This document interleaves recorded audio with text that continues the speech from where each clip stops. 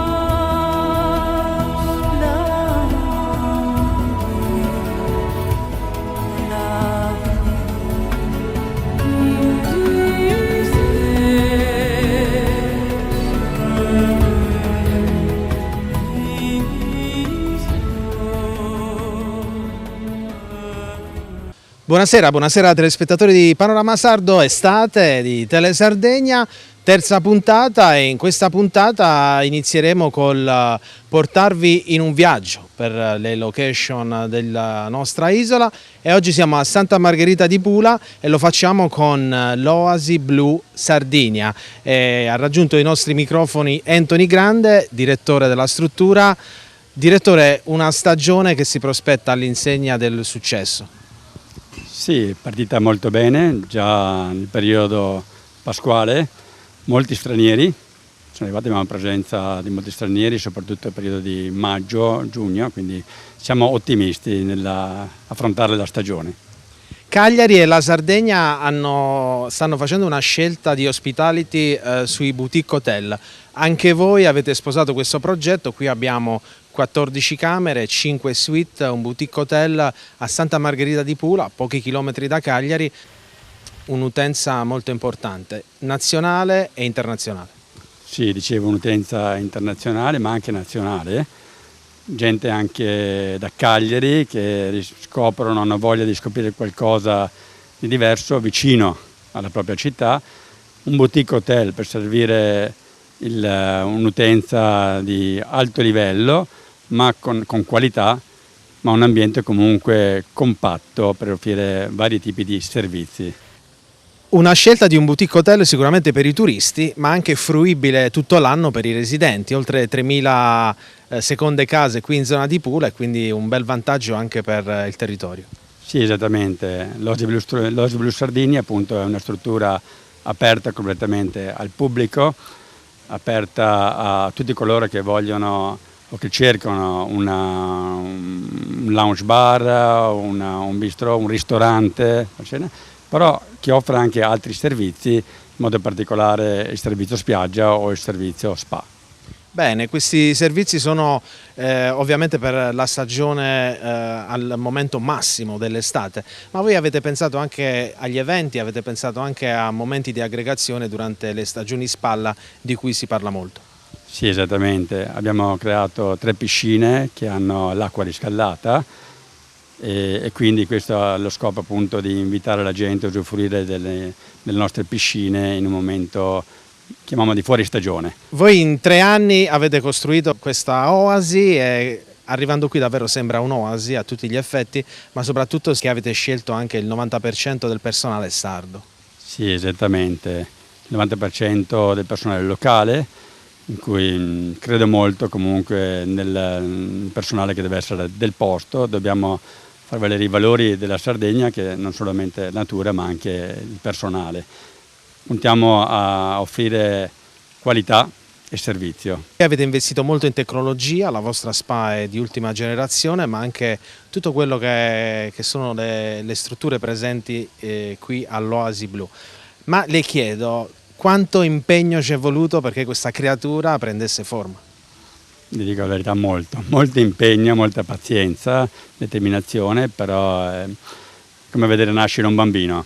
È appena nato e auspico volerlo vedere crescere con l'aiuto appunto di tutti, con l'aiuto degli ospiti stranieri, ma soprattutto anche locali, perché è una struttura che ho creato appunto per dare dei servizi in questa zona di Santa Margherita. È stato molto impegnativo realizzarla, però appunto mi ripagano le soddisfazioni dei clienti e tutte le referenze positive che stiamo riscontrando da loro.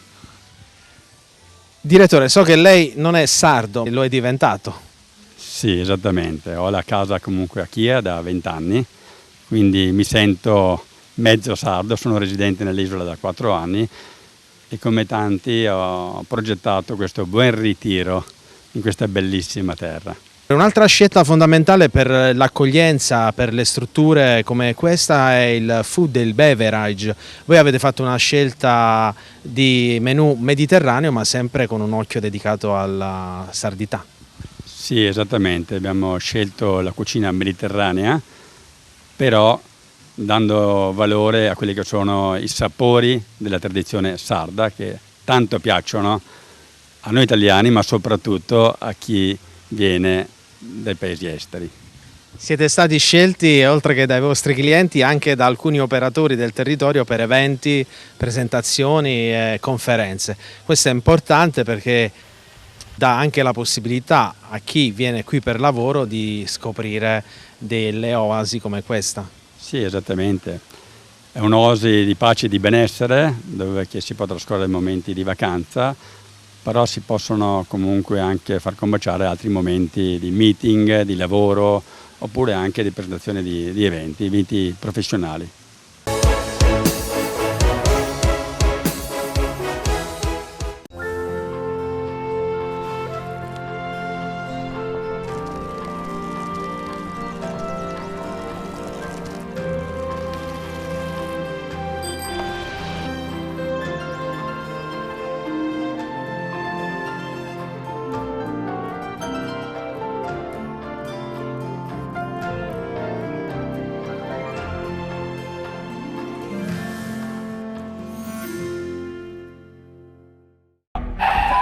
Signora, dai signora! C'è solo un modo per uscirne.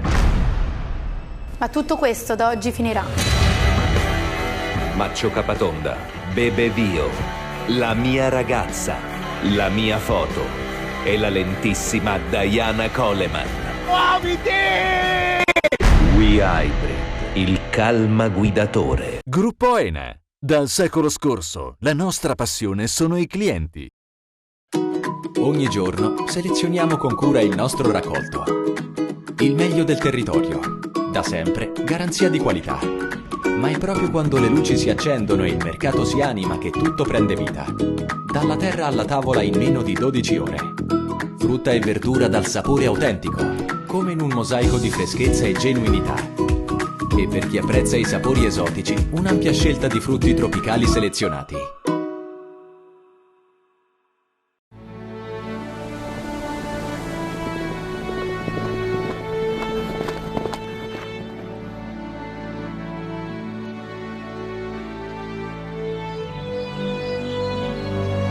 Nel cuore della Sardegna esiste un luogo dove natura e bellezza si incontrano. È qui che nascono i vini della cantina Suentu.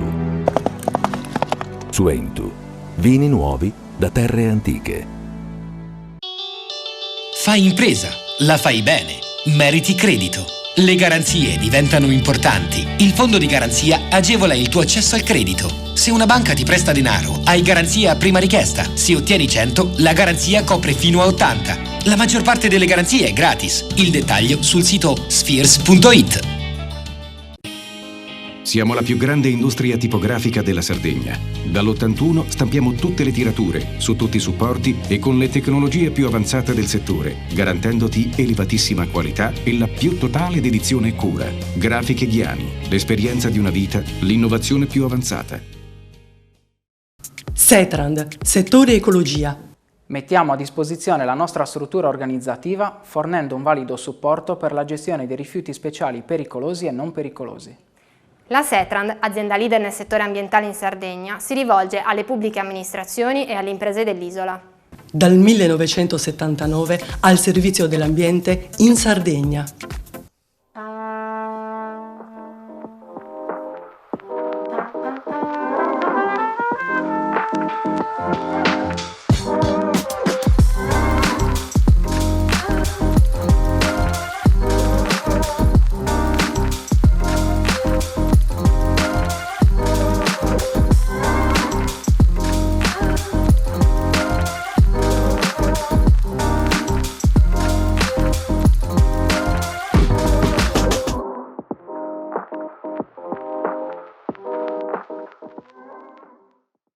La Proloco di Ortacesus e il Museo del Grano, in collaborazione con le Proloco della Tregenta, vi invitano alla 7ª edizione Tregenta nel nome del pane, il 22 e il 23 luglio a Ortacesus.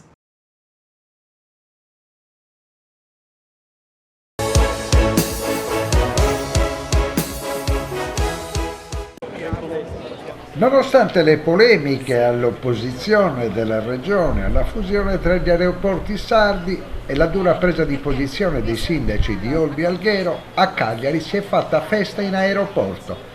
C'era l'assessore regionale dei trasporti Antonio Moro, con i vertici di Sogair e Ryanair, per accogliere il 22 milionesimo viaggiatore da e per Cagliari nei primi 16 anni di attività del collegamento con il capoluogo della Sardegna.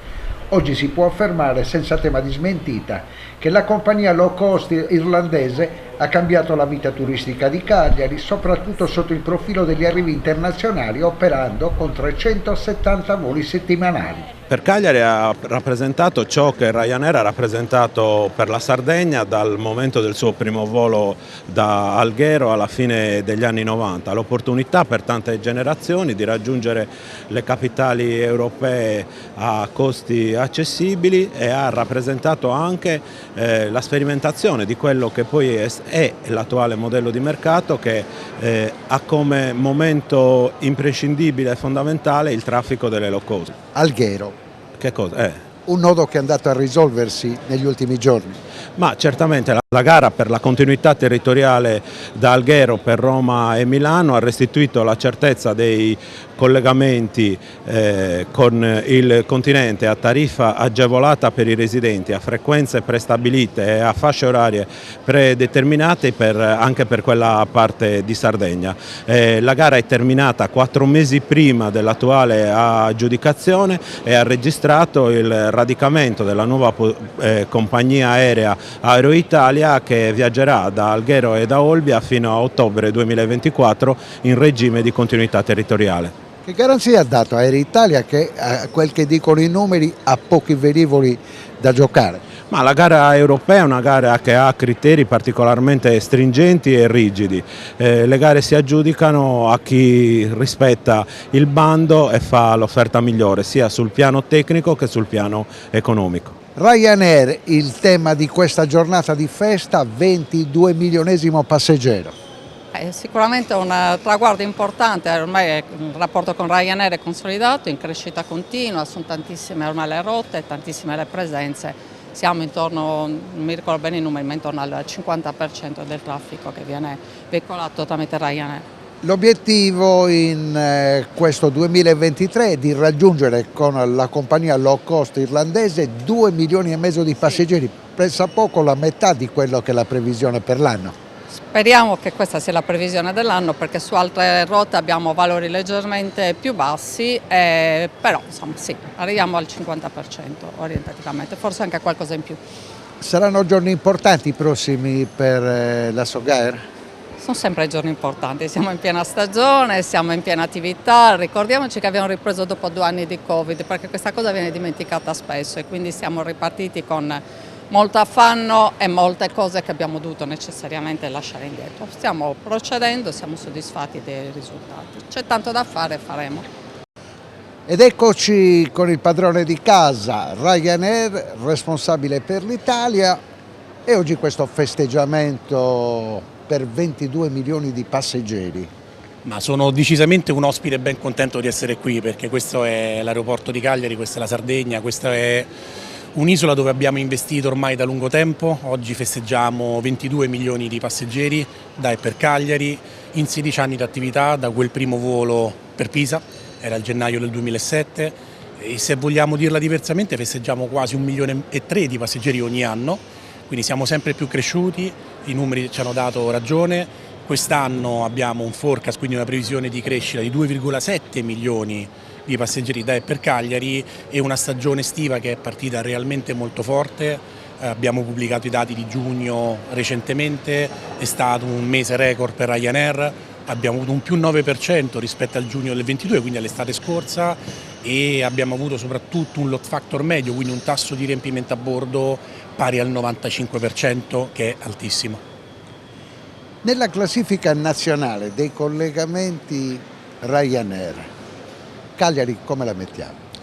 Ma Cagliari è un aeroporto importante e strategico, perché comunque è l'aeroporto principale di un'isola ed è chiaramente l'aeroporto dove noi abbiamo investito tanto ultimamente. Non è un caso che abbiamo appena aggiunto anche la terza macchina, o meglio questa è la seconda estate con la terza macchina, quindi 3 le macchine in base Ryanair, oltre 2000 i posti di lavoro nell'indotto, di cui 90 sono diretti Ryanair, ma soprattutto anche un investimento fatto da Ryanair di 300 milioni di dollari che sono relative alle 3 macchine in base, con una prospettiva di crescita futura molto interessante.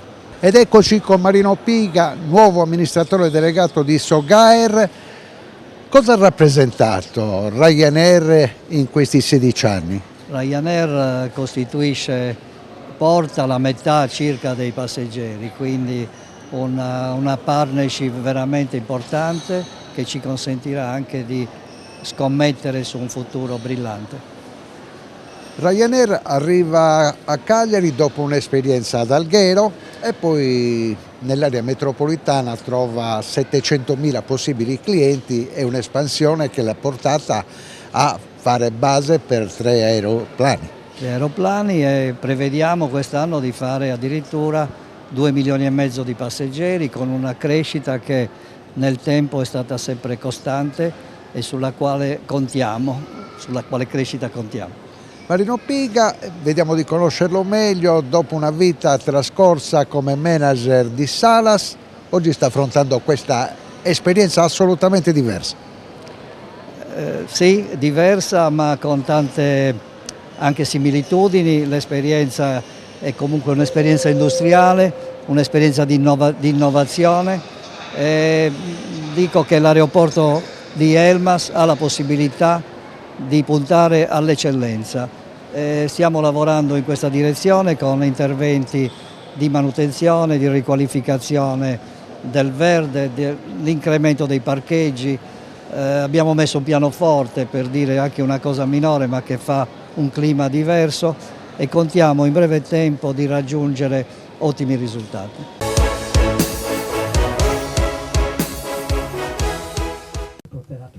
Grande la soddisfazione di tutto lo staff della Fondazione Pula Cultura per le nuove scoperte archeologiche che arricchiscono l'offerta culturale dell'antica città di Nola.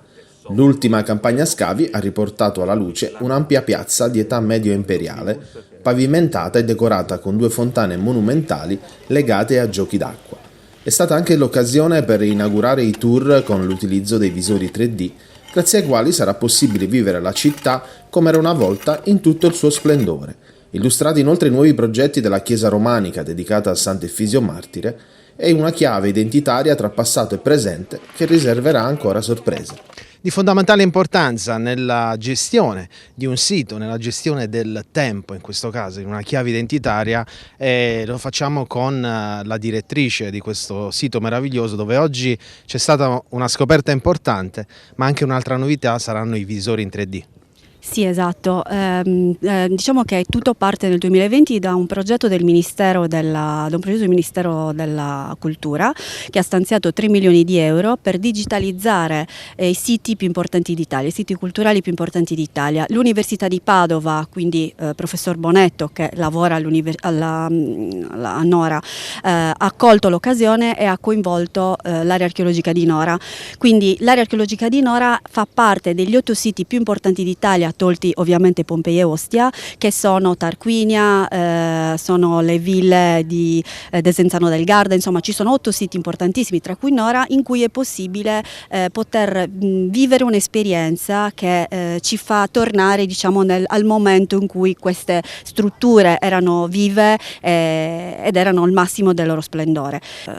Ci sarà la possibilità in 2 fasce orarie, una mattutina e una serale, ogni giorno, di poter prenotare una visita, un tour privato che verrà fatto dalle nostre guide, che potrà consentire di vivere un'esperienza altamente performante, che ci porterà in un mondo, ci porterà nel passato, nel vero senso della parola. Altra cosa molto importante è che da domani partiranno le prenotazioni online, quindi sarà possibile, e questo è il nostro obiettivo, è quello di riuscire a fare, diciamo, a inserire questo come unica modalità di prenotazione. Ci saranno le prenotazioni online che saranno fatte tramite il sito della fondazione www.fondazionepulacultura.it, che consentiranno di poter prenotare, acquistare il biglietto e poi concordare in loco la visita guidata a seconda degli orari, chiaramente, che vengono stabiliti a seconda del periodo. È una novità molto importante anche questa, perché ci permette di poter avere una visione strategica anche migliore e di capire quali sono diciamo i flussi, in quali momenti i flussi sono, come sono distribuiti i flussi, che per noi, sapete, è molto importante. Quindi queste 2 novità partiranno questa settimana. Grazie per darci la possibilità di poterlo comunicare. Tutte le informazioni si possono trovare all'interno del sito, come dicevo prima. Dottoressa, ci siamo visti con Panorama Sardo per la presentazione del posizionamento delle sculture di Pinuccio Sciola, e dopo qualche tempo ci ritroviamo con una bella sorpresa, perché avevamo parlato dello stato di salute di questo sito e lei non aveva spoilerato nulla.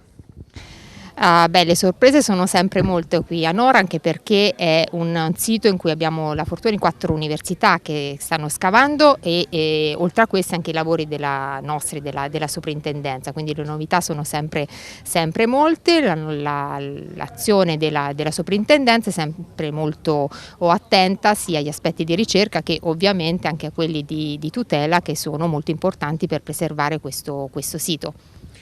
I siti vivono del passato, il passato bisogna andarlo a scoprire, benché sia noto sui libri, però queste scoperte poi sono una chiave di proseguio per i lavori, ma non solo.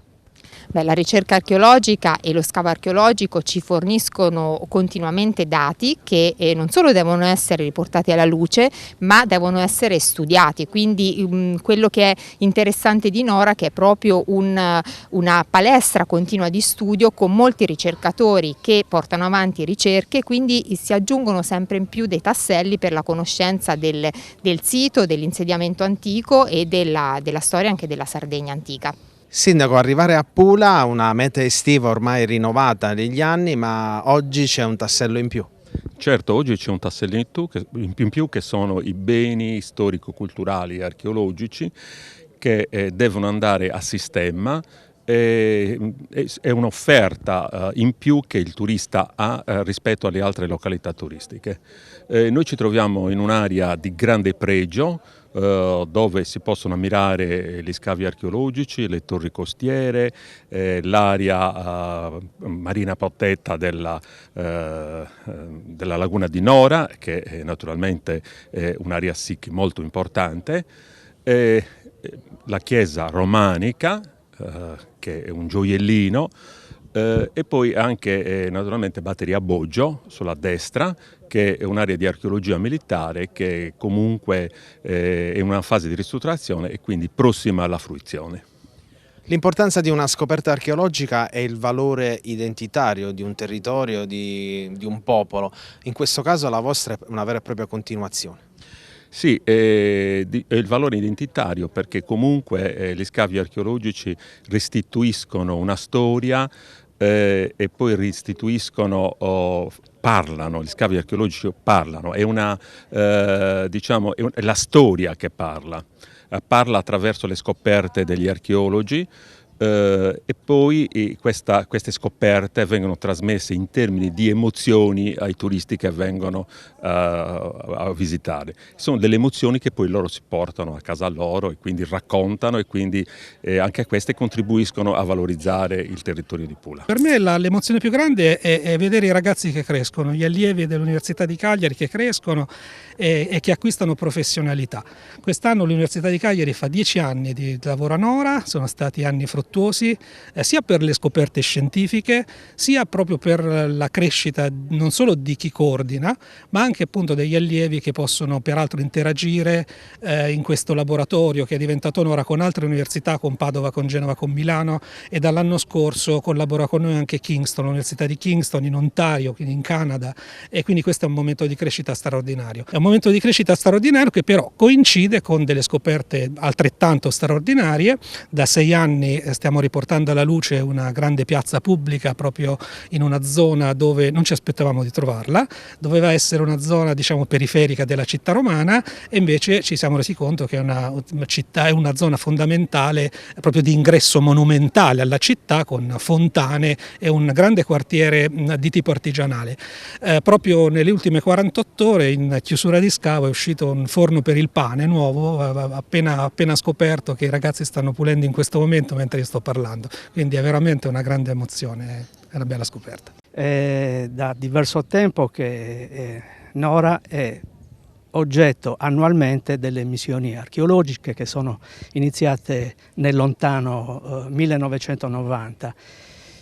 Cagliari si è aggiunta più o meno 10 anni fa e quindi da 8 anni, dal 2015, hanno indagato una zona extra il parco archeologico che faceva parte della Marina Militare, tutto quell'areale, e hanno tirato fuori questa cosa inaspettata peraltro, perché non si pensava che potesse esserci là sotto una piazza di queste fattezze, soprattutto di queste dimensioni. Una piazza che rappresenta anche delle fontane per dei giochi d'acqua con una pavimentazione del periodo imperiale intatta.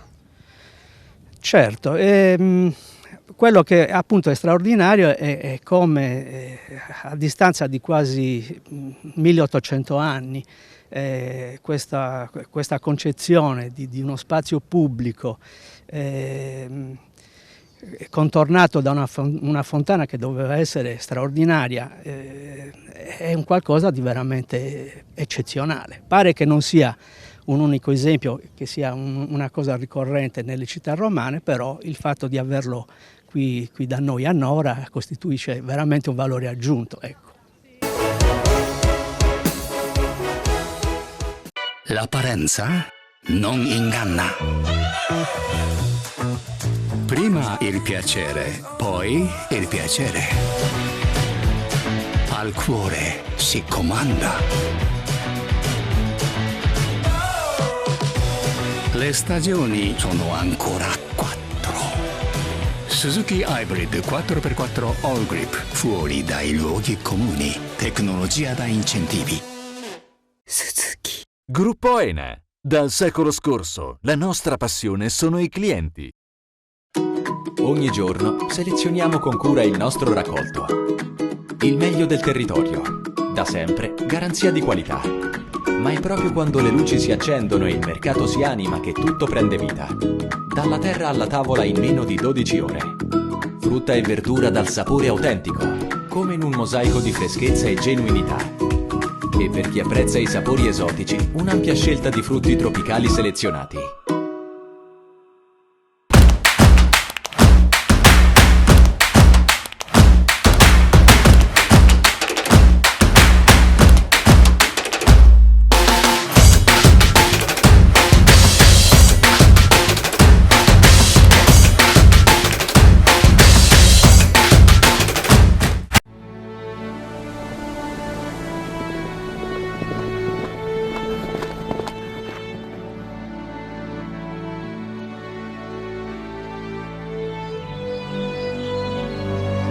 Nel cuore della Sardegna esiste un luogo dove natura e bellezza si incontrano. È qui che nascono i vini della cantina Suentu. Suentu, vini nuovi da terre antiche.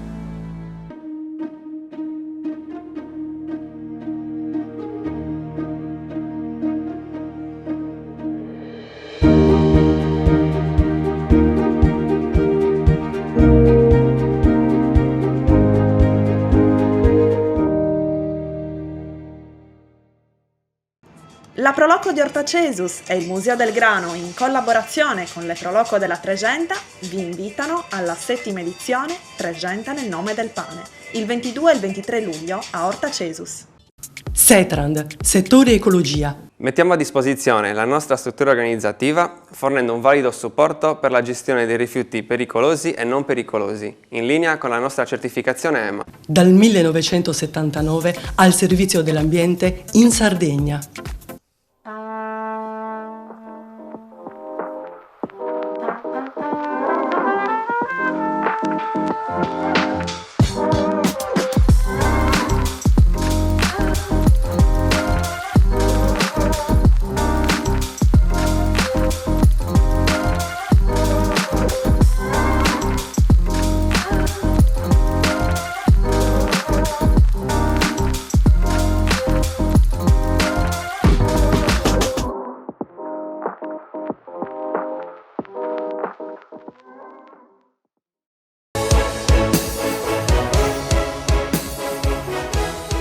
Bentornati dalla pubblicità. Panorama Sardo ritorna da Suentu per un altro evento sempre alla scoperta della nostra Sardegna vitivinicola, e lo facciamo con Mediterraneo Vermentino. Andiamo a conoscere i protagonisti di questa nuova giornata all'insegna del buon bere e della buona Sardegna.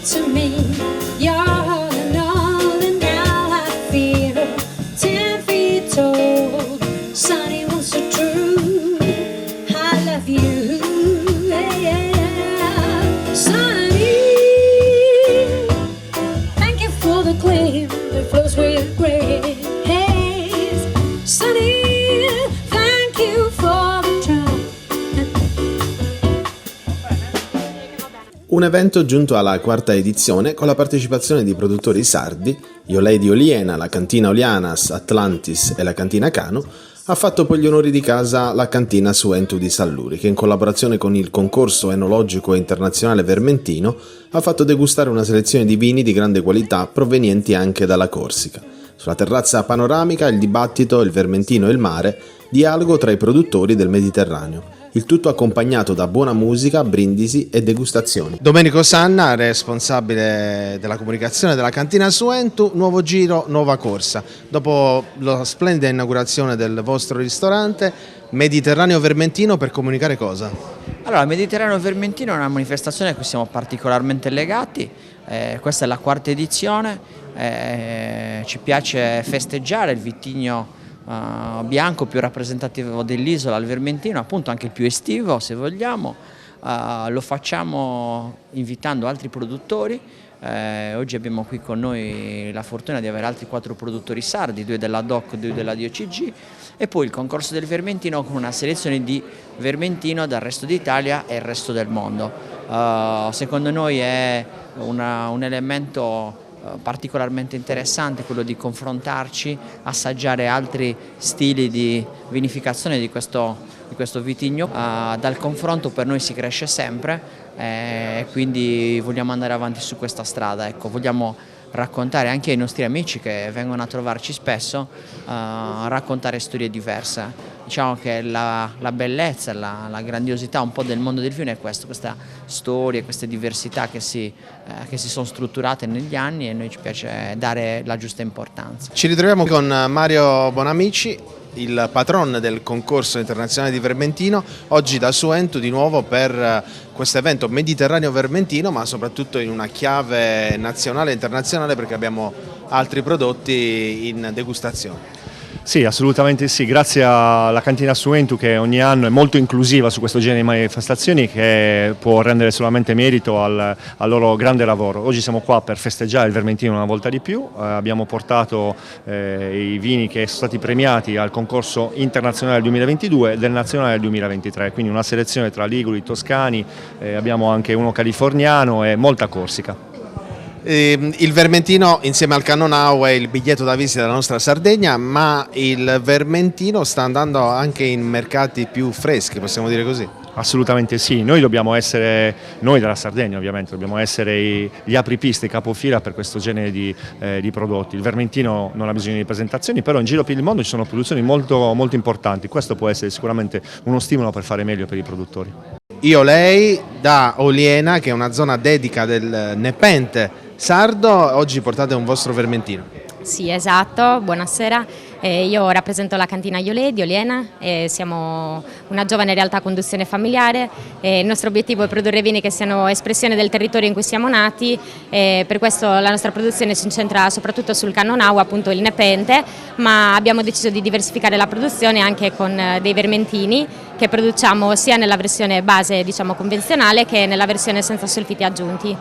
Avete fatto anche una scelta molto interessante per quanto riguarda le etichette. Esatto, sì, noi per le nostre etichette ci affidiamo a diversi artisti, infatti per esempio Iolè, la nostra primogenita, deriva da un'opera di Sarah Bachman, è una pittrice danese, ma così anche per le altre etichette, per esempio per il Vermentino ci siamo affidati a una pittrice toscana, Francesca Ballarini, insomma, dove non possono arrivare gli artisti ci aiutano i grafici che insomma ci aiutano a perfezionare queste opere. Un'altra azienda protagonista, Atlantis, un nome che riecheggia e ridà alla memoria anche l'Atlantico, il fresco della Sardegna, no? Diciamo che l'idea era giocare un po' sul mito dell'isola di Atlantide. Quindi il vino principale si chiama Acrizia, che era il primo dialogo di Platone in cui si parla dell'isola. Quindi abbiamo un po' giocato su questo mito. Ci troviamo a Berchidda, una tenuta di 16 ettari di proprietà, produzione principalmente incentrata sul Vermentino di Gallura. D'estate ovviamente, per questioni anche di freschezza, il Vermentino numero 1. Sì, assolutamente, la fa da padrone nel periodo primaverile estivo, in Gallura particolarmente è un vino importante, diciamo è un po' il vino principe, senza nulla togliere chiaramente il Cannonau, noi produciamo anche un Cannonau in purezza, chiaramente come diceva lei le caratteristiche di freschezza e di mineralità ne esaltano la bevibilità nel periodo più caldo. Con molto piacere oggi siamo qua a San Luri, a casa dei nostri amici di Suentu.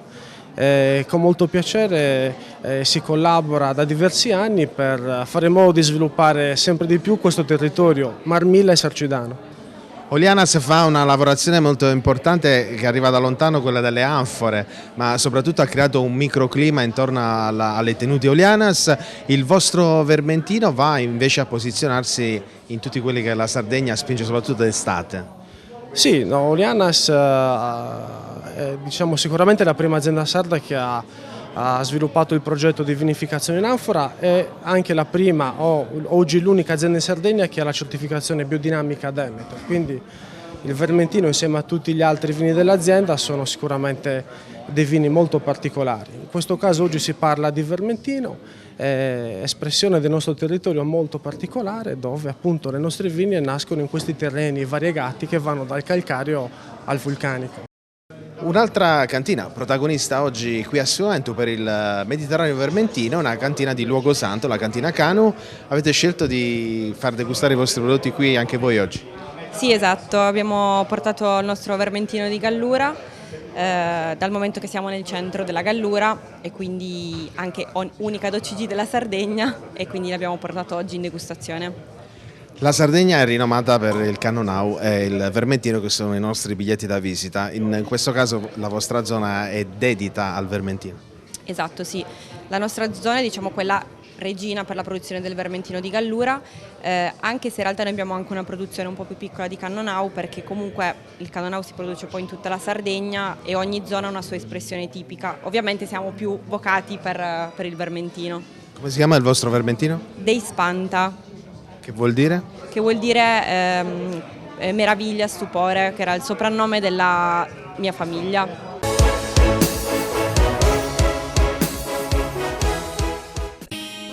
Siamo la più grande industria tipografica della Sardegna. Dall'81 stampiamo tutte le tirature, su tutti i supporti e con le tecnologie più avanzate del settore, garantendoti elevatissima qualità e la più totale dedizione e cura. Grafiche Ghiani, l'esperienza di una vita, l'innovazione più avanzata. Fai impresa, la fai bene, meriti credito. Non c'è solo il credito bancario. Con i mini bond e le cambiali finanziarie coperti dal fondo di garanzia, i tuoi progetti trovano nuovi investitori che credono in te. Contatta Spheres. Scopri le fette biscottate speciali Cellino. Latte miele, ciocco-fette e fette di bosco. Tutte senza lattosio e in comode monoporzioni da 4 fette. Per una fetta sempre biscottata.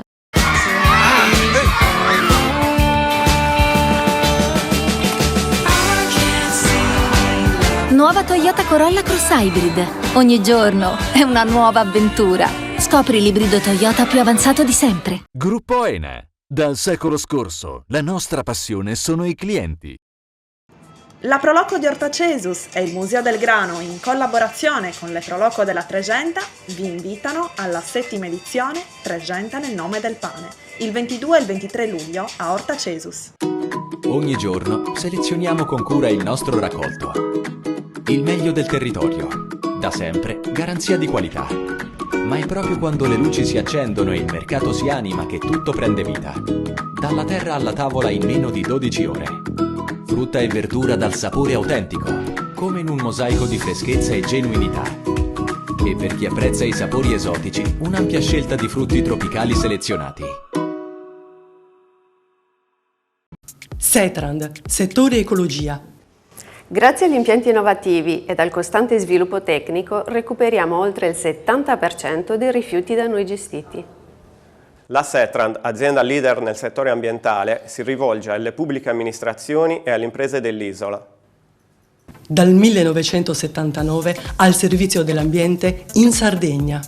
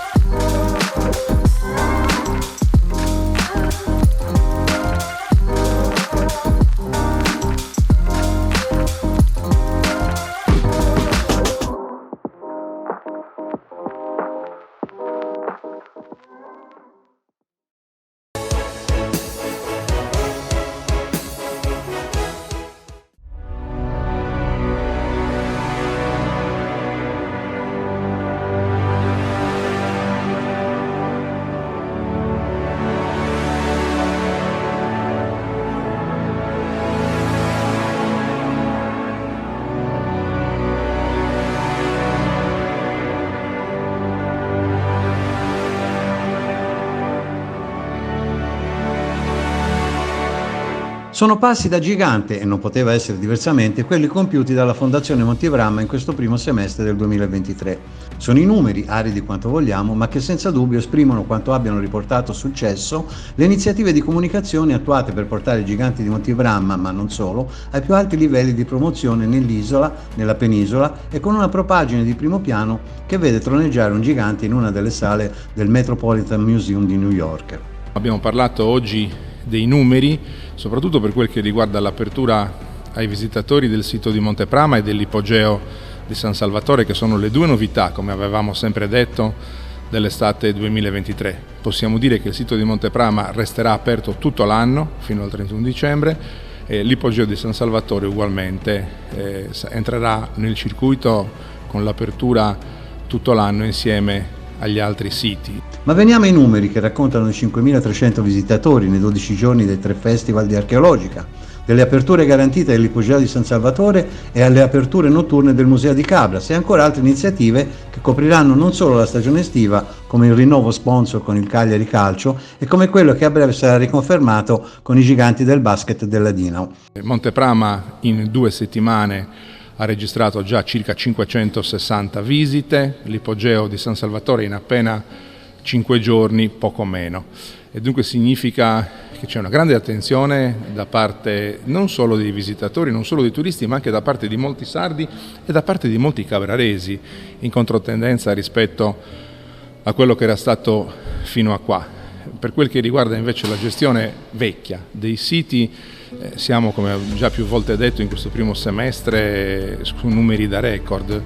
Abbiamo avuto a giugno circa il 20% di visitatori in più, siamo sugli incassi di giugno oltre il 25% rispetto allo scorso anno e oltre il 40% in più rispetto al periodo pre-pandemia, quando si sono fatti i record di incassi qui nel sistema museale di Cabras. Significa che la direzione è confortante, cerchiamo naturalmente di proseguire e di non disperdere il lavoro fatto fino a qua.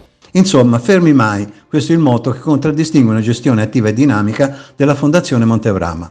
Ci sono alcune novità, Metropolitan Museum continua l'esposizione, da settembre ci sarà un hosting dedicato, cioè ci sarà una persona dedicata esclusivamente a quella statua per alcune ore al giorno che parlerà del sistema Sardegna ai visitatori che si fermeranno in quella sezione. Sempre a settembre faremo iniziative in collaborazione con l'assessorato all'industria e col centro regionale di programmazione per la promozione dell'intero sistema Sardegna parallelamente alla mostra al Metropolitan. Sempre con la regione stiamo firmando la convenzione per il 2024 per iniziative in 6 città europee che saranno Parigi, Londra, Amsterdam, Bruxelles, Praga e Barcellona.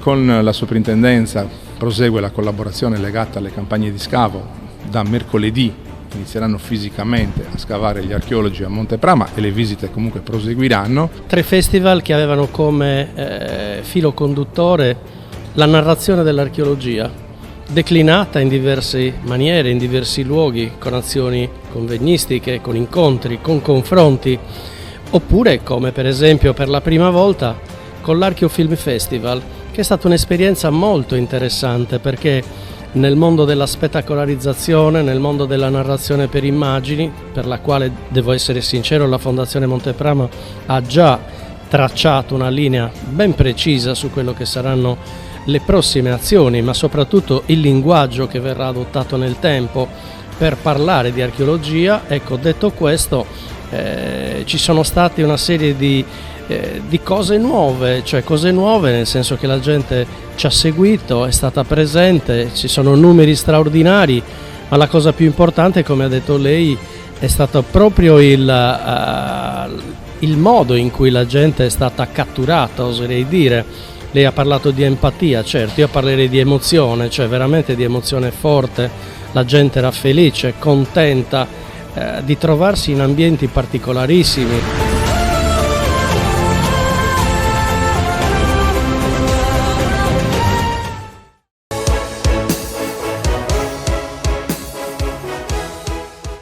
L'apparenza non inganna.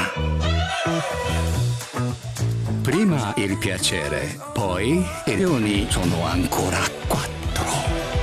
Suzuki Hybrid 4x4 All Grip, fuori dai luoghi comuni, tecnologia da incentivi. Gruppo ENE. Dal secolo scorso, la nostra passione sono i clienti.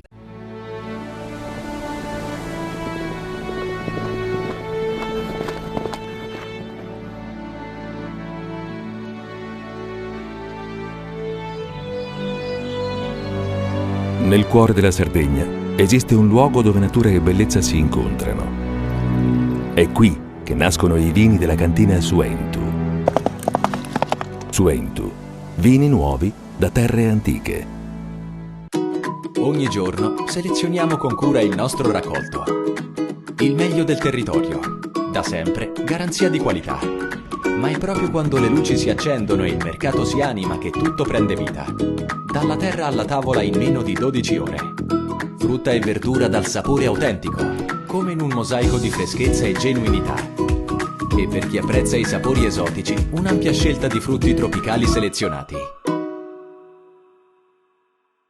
Fai impresa, la fai bene, meriti credito. Le garanzie diventano importanti. Il fondo di garanzia agevola il tuo accesso al credito. Se una banca ti presta denaro, hai garanzia a prima richiesta. Se ottieni 100, la garanzia copre fino a 80. La maggior parte delle garanzie è gratis. I dettagli sul sito sfirso.it.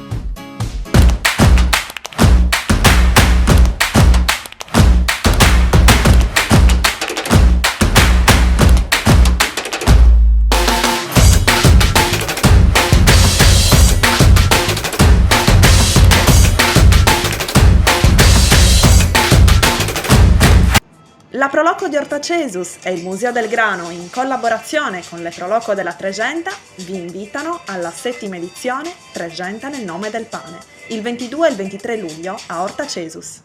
Setrand, settore ecologia. Siamo in grado di attivare il servizio di pronto intervento ecologico in caso di emergenza e con potenziale contaminazione delle matrici ambientali. La Setrand, azienda leader nel settore ambientale in Sardegna, si rivolge alle pubbliche amministrazioni e alle imprese dell'isola. Dal 1979 al servizio dell'ambiente in Sardegna.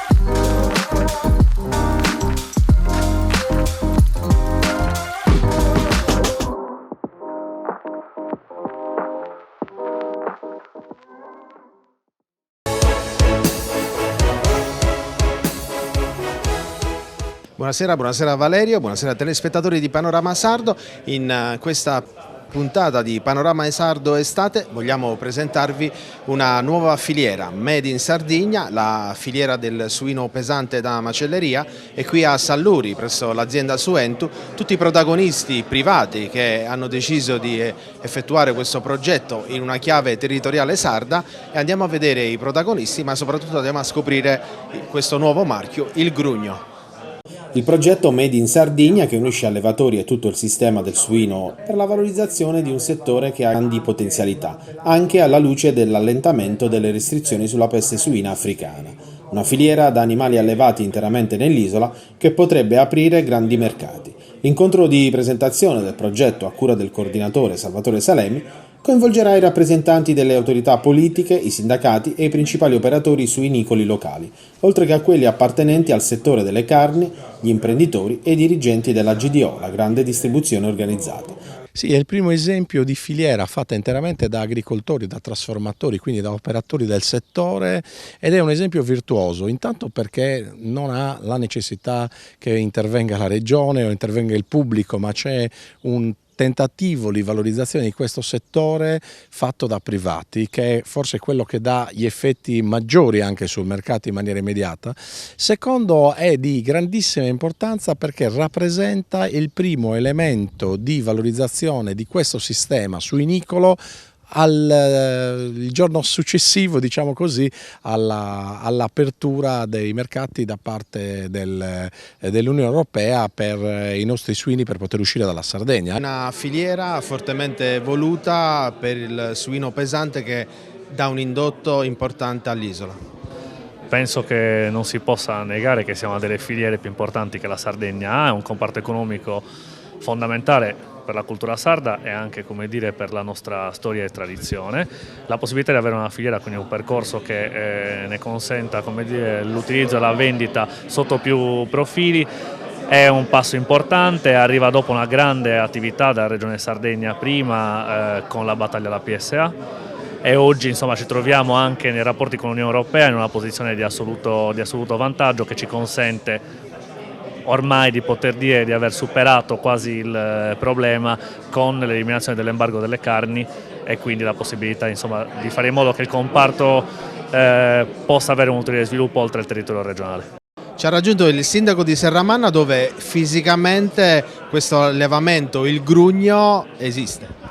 Sì, è una realtà che è basata sul nostro territorio, ne siamo molto felici chiaramente di ospitare una realtà tra le più importanti per dimensioni di tutta la Sardegna, segno che il territorio di Serramanna è vocato per le produzioni agroalimentari e in questo caso specifico suinicole. Siamo felici del progetto del Grugno perché è un passo avanti dal punto di vista delle politiche commerciali e di marketing che non sempre i produttori riescono a perseguire con questa capacità e questa visione, quindi ci fa piacere il progetto e ovviamente ospitarlo nel nostro territorio. Salvatore Salemi, ci troviamo oggi qui a Salluri per un progetto di filiera sul suino pesante fondamentale per l'isola. Esattamente, questa è la prima filiera del suino pesante in Sardegna, in assoluto. Un progetto che parte tanti anni fa, dall'esigenza appunto del mercato di avere un animale particolare del territorio sardo, in quanto mancavano i numeri per poter arrivare a questo. Un progetto che abbiamo portato avanti, che il problema peste suina ci ha fatto rallentare, ci ha sospeso dopo tanti anni di lavoro e che è ripartito adesso grazie alla quasi totale eradicazione del problema peste. Giulia Cireddu, responsabile marketing dell'azienda CM, arriva in Sardegna non per conquistare un mercato ma per svilupparlo. Esattamente, perché crediamo appunto che con l'esperienza che abbiamo maturato in questi quasi 50 anni di attività possiamo aiutare a livello tecnico e supportare la filiera suinicola sarda. Le connessioni sono fondamentali, soprattutto dopo i 2 anni di pandemia. Riprendere i mercati è stato difficile a tutti i livelli. Voi oggi state dimostrando con questo progetto portato avanti da tante entità il fatto che la collaborazione è fondamentale. La collaborazione è fondamentale e la filiera è fondamentale perché appunto noi come gruppo CM siamo specializzati nell'allevamento di suini, però alle nostre spalle abbiamo una filiera completa, abbiamo la Ferrero Mangimi SPA che si occupa appunto della produzione di mangimi per animali da reddito e a valle della nostra filiera produttiva abbiamo anche un prosciuttificio e da poco abbiamo acquisito un macello, quindi abbiamo chiuso il cerchio della filiera, insomma. Quanto è fondamentale creare una connessione per quanto riguarda la creazione di questa filiera che ce n'era bisogno? Oggi più che mai è importantissimo perché la richiesta da parte soprattutto della grande distribuzione del prodotto locale a chilometro zero ci impone di distinguere la nostra carne dalle altre carni.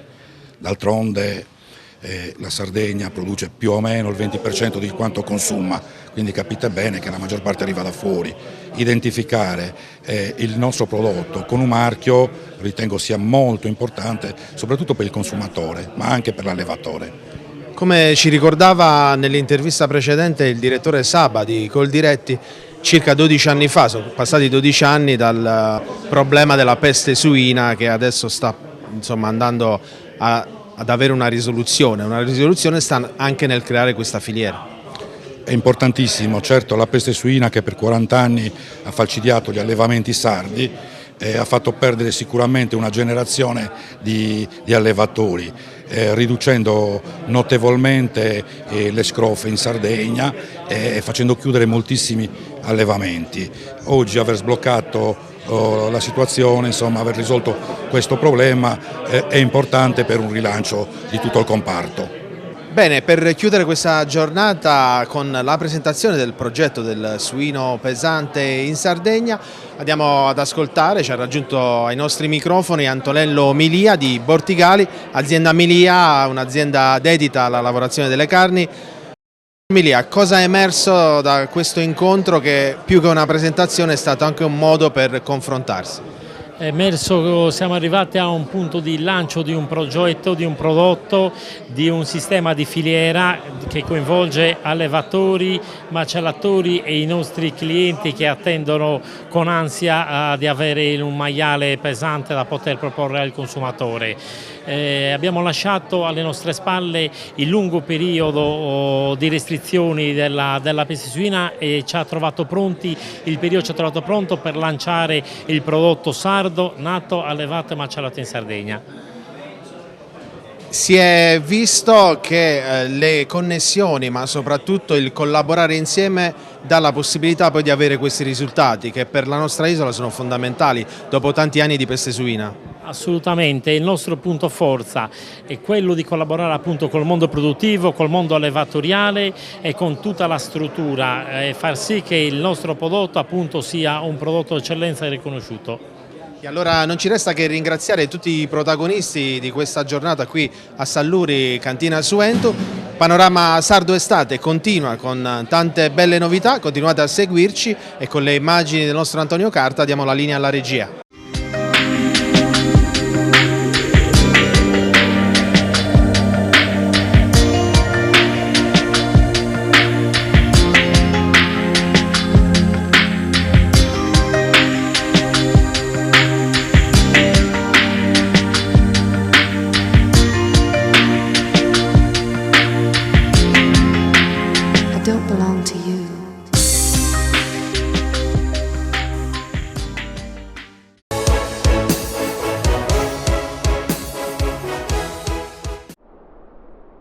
We've come a long, long way together, through the hard times and the good. I have to celebrate you, baby. I have to praise you like I should.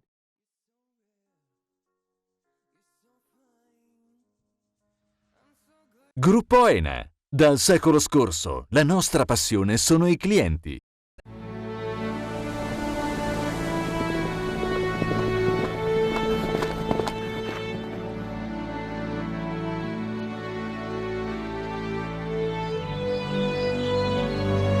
Nel cuore della Sardegna esiste un luogo dove natura e bellezza si incontrano. È qui che nascono i vini della cantina Suentu.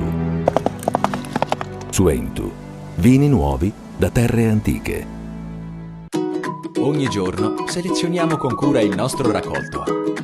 Il meglio del territorio, da sempre garanzia di qualità. Ma è proprio quando le luci si accendono e il mercato si anima che tutto prende vita. Dalla terra alla tavola in meno di 12 ore. Frutta e verdura dal sapore autentico, come in un mosaico di freschezza e genuinità. E per chi apprezza i sapori esotici, un'ampia scelta di frutti tropicali selezionati. La Proloco di Ortacesus e il Museo del Grano, in collaborazione con le Proloco della Tregenta, vi invitano alla 7ª edizione Tregenta nel nome del pane, il 22 e il 23 luglio a Ortacesus. Tutto inizia da un amore. Le farine, i mangimi, la pasta, le fette biscottate, la distribuzione e l'ospitalità. Dal 1953, Gruppo Cellino. Non c'è limite ai sogni. Siamo la più grande industria tipografica della Sardegna. Dall'81 stampiamo tutte le tirature, su tutti i supporti e con le tecnologie più avanzate del settore, garantendoti elevatissima qualità e la più totale dedizione e cura. Grafiche Ghiani, l'esperienza di una vita, l'innovazione più avanzata. Setrand, settore ecologia. Forti delle nostre competenze e dei nostri mezzi, realizziamo bonifiche di siti inquinati anche da amianto. La Setrand, azienda leader nel settore ambientale in Sardegna, si rivolge alle pubbliche amministrazioni e alle imprese dell'isola. Dal 1979 al servizio dell'ambiente in Sardegna.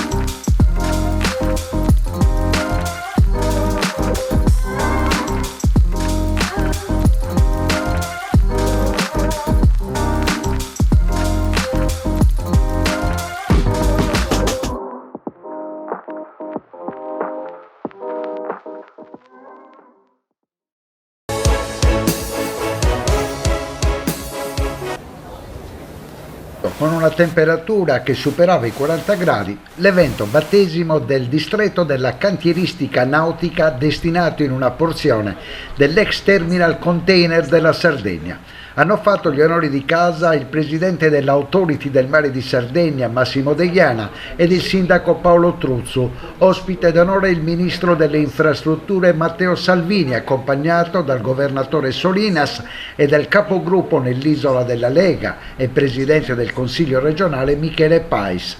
Dopo una pausa a pranzo, il vice premier in serata, insieme all'assessore regionale leghista ai lavori pubblici Pierluigi Saiu, ha programmato un sopralluogo sulla strada 125 per fare il punto sullo stato di avanzamento dei lavori e alla diga di Cumbidanovu. Abbiamo grande attenzione per queste iniziative, le abbiamo supportate in tutti i modi perché crediamo che la centralità mediterranea della Sardegna possa contribuire ad un vero e proprio boom della cantieristica navale. Basti pensare che il comparto in Italia ha superato i 4 miliardi di fatturato e siamo i secondi al mondo come industria di produzione, di poco distanti dagli Stati Uniti. Negli ultimi anni sui maxi yacht soprattutto abbiamo addirittura superato la quota psicologica delle 500 ordinazioni e questo è un sistema che non conosce crisi e può portare ricchezza e valore a tutta la Sardegna. Oggi parleremo principalmente di cose fatte e da fare. Siamo qui ad inaugurare all'Autorità di Sistema Portuale un polo cantieristico nautico importante, inaugureremo un tronco di 125 e andremo finalmente sulla diga di Cumbidanovu, che è un'eterna incompiuta sulla quale abbiamo scommesso non solo risorse ma una ripartenza forte. Dopodiché tutte le trattative politiche fanno parte della fisiologica situazione di fine legislatura, ci sarà un momento nel quale le forze politiche in Sardegna prenderanno le loro decisioni, si confronteranno con il tavolo romano che ha una visione chiaramente a 360 gradi rispetto a tutte le regioni e si arriverà a definire il quadro della coalizione del candidato. Dopo 10 anni finalmente l'inaugurazione di un'opera che per Cagliari è fondamentale, soprattutto in termini di posti di lavoro. Assolutamente sì, il distretto della cantieristica completa un percorso che ovviamente vede altri tasselli come la dedica di tutto il waterfront del porto storico alla nautica di porto. Per avere nautica di porto di alto livello bisogna avere ovviamente un distretto della cantieristica adeguato. Teniamo conto che all'interno del cluster marittimo il moltiplicatore per ogni euro speso determinato proprio dalla cantieristica è il più alto del settore, stiamo parlando di oltre 4,4. Questo significa che per ogni euro speso c'è un ritorno di 4 volte e mezzo l'investimento effettuato e ovviamente questo costituirà un elemento di grande richiamo per la nautica di grande livello che a questo punto avrà molto più interesse e anche stimolo a frequentare il porto di Cagliari perché sa che avrà un distretto della cantieristica in grado di ricevere imbarcazioni di tutti i tipi, anche nel lotto più grande che abbiamo dragato, per cui l'accesso è stato dragato a -7, potrà portare su anche barche è una parola un po' inadeguata, comunque diciamo barche di oltre 100 metri. Un investimento totale di 37.200.000 euro, quindi attivando il moltiplicatore per 4 dovrebbe produrre il reddito fino a 150 milioni di euro. Sì, questo è il nostro investimento, poi dopodiché noi consegniamo la urbanizzazione primaria e poi tutti i concessionari che faranno domanda e che si aggiudicheranno le concessioni ovviamente le dovranno infrastrutturare secondo le loro esigenze, quindi se dovranno portare su barche molto grandi avranno bisogno di gru particolarmente grandi piuttosto che di un terreno particolarmente rinforzato per sostenere carichi importanti eccetera. Tutto questo lo deciderà il mercato, c'è stato molto interesse da parte degli operatori locali ma anche di operatori nazionali e internazionali che ovviamente hanno visto come una grande opportunità e una grande possibilità di svolta. Erano previsti 15 mesi, ce ne abbiamo messo 16 e mezzo, 17 e quindi l'opera è realizzata. Nelle prossime settimane, probabilmente entro il mese di settembre, faremo partire le gare per assegnare i singoli lotti e poi dopodiché ciascun operatore ciascun operatore potrà ovviamente poi partire con l'infrastrutturazione del suo lotto. Sono stati utilizzati i soldi del PNRR? No, assolutamente, questa non è un'opera che è partita prima e quindi questi sono fondi propri dell'ente. Per il PNRR utilizzeremo invece altre risorse che servono per il terminal Ro-Ro, per l'elettrificazione delle banchine e per la strada di collegamento dietro il terminal Ro-Ro. Il gioco della nautica di porto è un gioco di altissimo livello che ovviamente fa sì che le imbarcazioni, soprattutto di un certo tipo, di livello molto alto, che lasciano molto valore aggiunto sul territorio, decidano di stare di casa, diciamo così, nei luoghi dove possono contare su un'assistenza tecnica, sulla possibilità di avere un cantiere per fare lavori dai più piccoli ai più grandi. Quindi avere un compendio di questo tipo è un elemento assolutamente essenziale, non decisivo, ma molto importante per avere poi la nautica di porto. È chiaro che la nautica di porto poi gli stiamo creando gli spazi nel porto storico di Cagliari, dove abbiamo quel project financing che è stato vinto dalle Marine di Porto Rotondo, che con 34 milioni di soldi pubblici, totalmente privati, realizzeranno un centro di servizi per la nautica di porto, rifaranno il waterfront e nella parte che gli abbiamo dato in concessione potranno accogliere yacht da 80 fino a 100 metri. Cagliari era già stata oggetto di particolare interesse, ma uno degli elementi di debolezza era non avere una cantieristica adeguata. Oggi stiamo creando le condizioni infrastrutturali per avere la cantieristica adeguata. Porto commerciale invece quanto ci vorrà per averlo definito e utilizzabile? Il terminal Ro-Ro i lavori del terminal Ro-Ro dovrebbero essere assegnati tra la fine del 23 e l'inizio del 24, c'è una prima tranche di lavori che sono 99 milioni che sono di PNRR e quindi andranno terminati entro il 26, il resto, stiamo parlando di un quadro economico complessivo di 328 milioni, stiamo parlando di tempi sui 5 anni, quindi dovrà terminare necessariamente stazione marittima e tutto quanto entro il 2029. C'è stata qualche polemica sull'assegnazione del bando?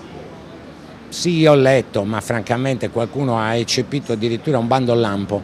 Il bando è stato bandito, è rimasto pendente per 30, doveva rimanere per legge per 30 giorni, noi l'abbiamo lasciato pendente 40, dopodiché abbiamo immediatamente convocato la commissione di gara e l'abbiamo assegnato.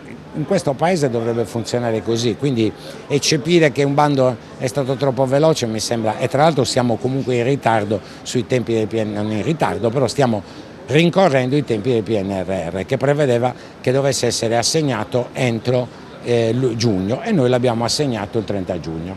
Sindaco Truzzo, l'importanza della cantieristica per una città come Cagliari, oggi una bella presentazione.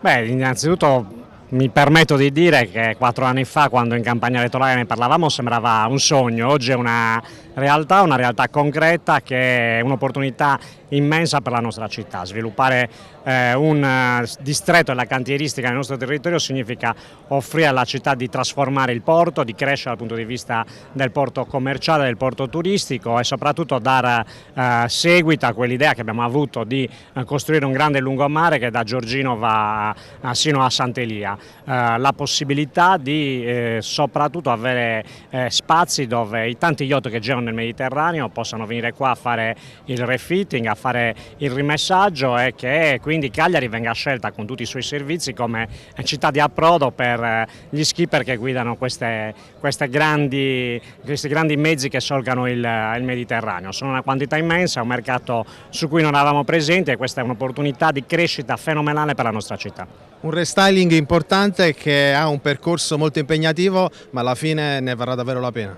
Sì, è quello sul quale stiamo lavorando da tempo come amministrazione.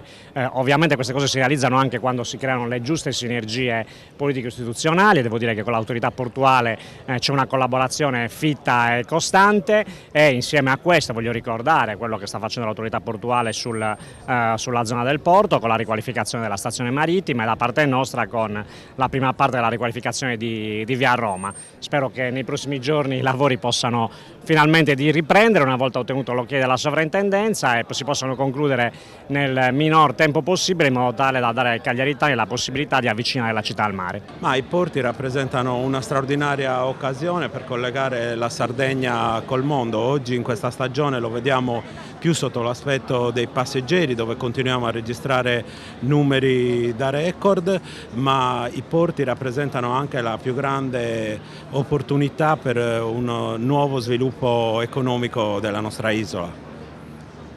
Le infrastrutture sono fondamentali, ma è fondamentale anche la burocrazia. Ma io credo che i porti vadano visti in un'ottica di opportunità per l'intera regione.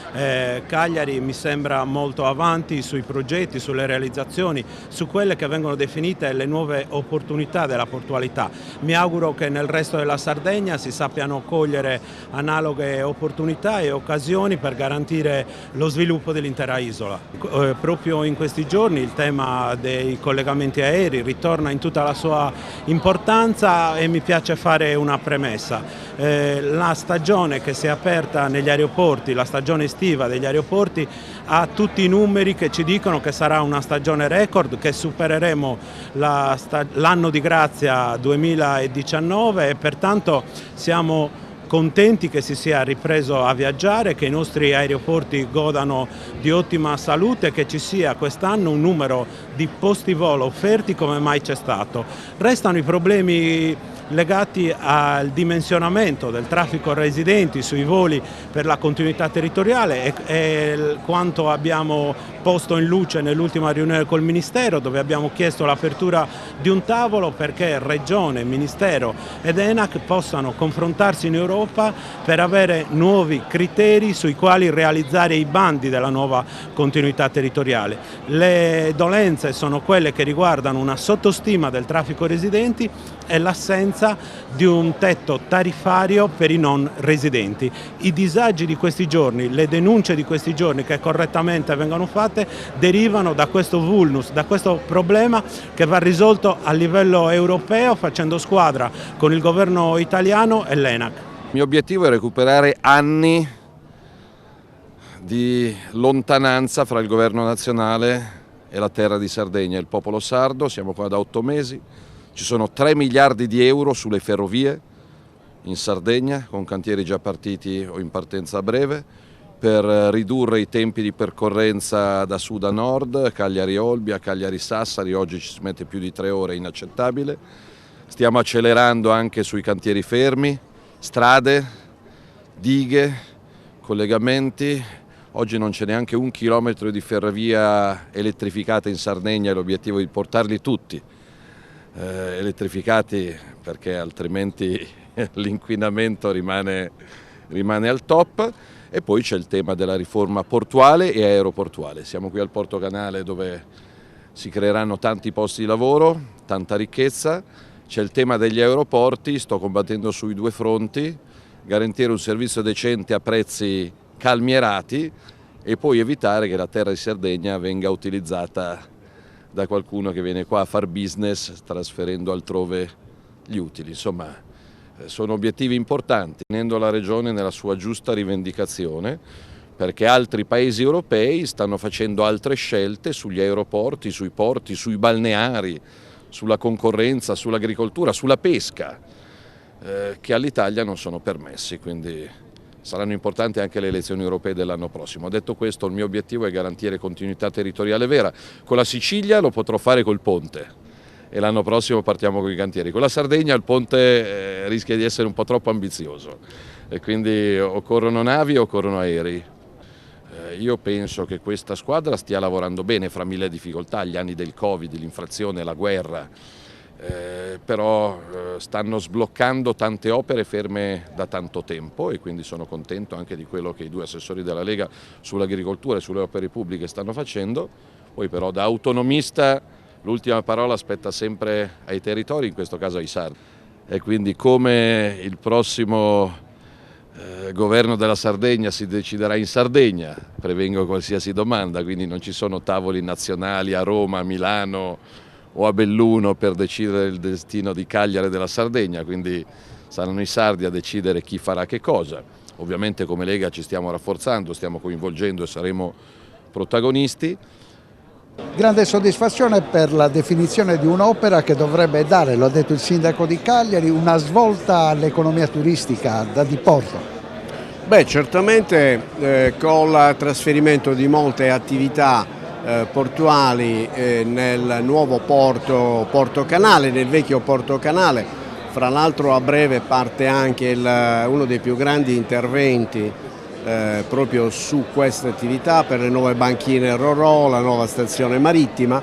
Chiaramente si liberano tutte le aree del vecchio porto di Cagliari, che potrebbe diventare, direi, unico in Europa, perché mi ricordo forse Marsiglia, che però si affaccia su un quartiere degradato.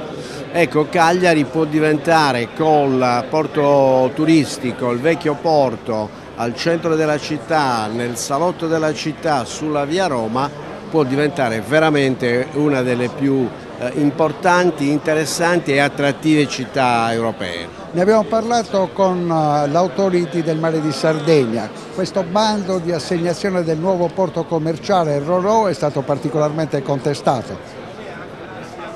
Quanto mi risulta, direi di no, nel senso che c'è stata una gara internazionale e quindi con le norme internazionali e un'assegnazione a alcune delle più importanti imprese italiane che operano nel settore marittimo. Non mi risulta che ci siano alcune contestazioni in merito. 1 o 2 giorni importanti con il Ministro, dove si è parlato del futuro della Sardegna, si è parlato anche di politica. Come sarà questo appuntamento di febbraio? Come lo vede Michele Pais? Ma certamente dobbiamo presentarci ai sardi portando, diciamo, in dote il lavoro che io ritengo assolutamente positivo che si è fatto in questi anni. Un lavoro che purtroppo è stato condizionato pesantemente e negativamente dal Covid, che ha modificato tutta l'agenda di governo, che abbiamo potuto riprendere solo da un anno a questa parte, ma tanti sono stati gli interventi a favore delle imprese, delle famiglie, delle infrastrutture, dello sviluppo anche in termini di turismo, no? Quindi di sostegno del turismo che sono stati fatti in questi anni. La visita del Ministro Vice Premier Matteo Salvini conferma l'attenzione del governo con i fatti, con azioni e con presenza rispetto alla Sardegna. Quindi sono assolutamente soddisfatto, diciamo, di questa visita, a cui insomma certamente ne seguiranno delle altre. Quali sono i rapporti nella coalizione di centrodestra oggi? Ma sono rapporti normali, c'è la necessità da parte di tutte le forze politiche di presentarsi agli elettori nel migliore dei modi. La dialettica interna è il sale della democrazia, però ritengo che l'unità sia la vera grande forza della nostra coalizione, laddove il centrodestra si è presentato unito, ha sempre vinto, ma ha governato. Questa è la parte più importante. Ebbene, quindi vogliamo presentare la nostra attività di governo con fatti e azioni e in qualche maniera proporci per proseguire questo lavoro per i prossimi 5 anni. Ripartito Salvini, saranno giorni importantissimi in assemblea consiliare. Certo, assemblea consiliare, priorità totale, assoluta, un importante provvedimento normativo legato al collegato alla finanziaria che contiene tante norme importanti come il piano casa, interventi sulla sanità, gli enti locali, dando, diciamo, competenze e funzioni anche alle province. Oggi sappiamo la sicurezza quanto sia importante delle strade provinciali, quindi tanti interventi che i sardi attendono e che costituiscono punti di forza del nostro programma. Successivamente l'assestamento di bilancio per liberare le risorse nel 2023 e poi l'ultimo bilancio di previsione del 2024.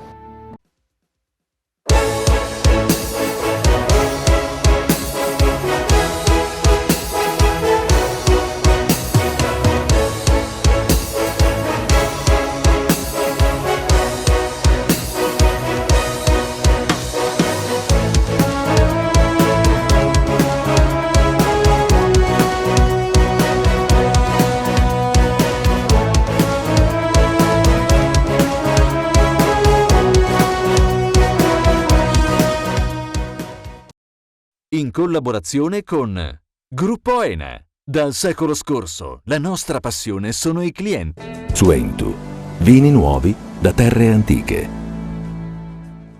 Richiedi al tuo negoziante di fiducia i prodotti del mercato agroalimentare della Sardegna. Dal 1953, Gruppo Cellino. Non c'è limite ai sogni. Grafiche Ghiani, l'esperienza di una vita, l'innovazione più avanzata. SE Trand, settore ecologia, dal 1979 al servizio dell'ambiente in Sardegna.